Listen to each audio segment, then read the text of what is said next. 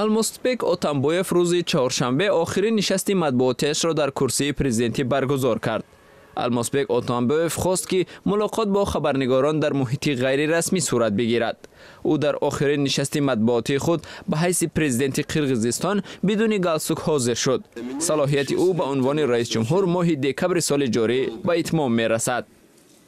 این 6 سال خیلی طولانی و گاها به آخر بود.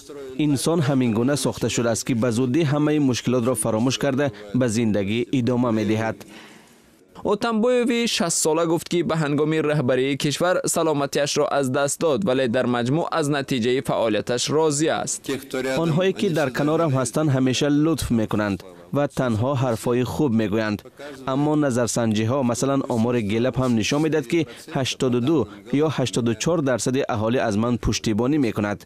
یعنی میتوان گفت که کارم بد نبود. انتخابات پرزیدنتی در قرقیزستان روز 15 اکتبر اعلان شده است. طبق طلبات سرقانون اوتامبویف برای دور دوم حق پیشبری نامزدیش را ندارد.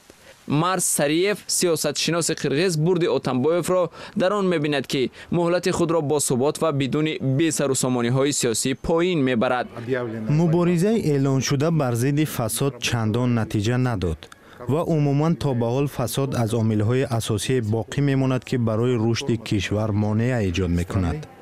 به قبل این سیاستمدار در دوران اوتامبویف قرقیزستان به کشور آزاد و دموکراتی در آسیای مرکزی تبدیل یافت. سریف باوری دارد که تیم پرزیدنت فعلی حتما آدمان خود را سر قدرت می آورد.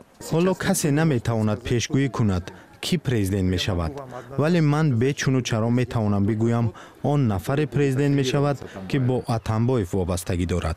اوتامبویف سال 2011 بعد انقلاب اپریلی انتخاب شده حکومت موقت تحت رهبری روزا اوتونبایوا را عوض نمود. از نگاه والری ساکن 62 ساله بیشکک زندگی در قرقیزستان به سوی مثبت تغییر کرد.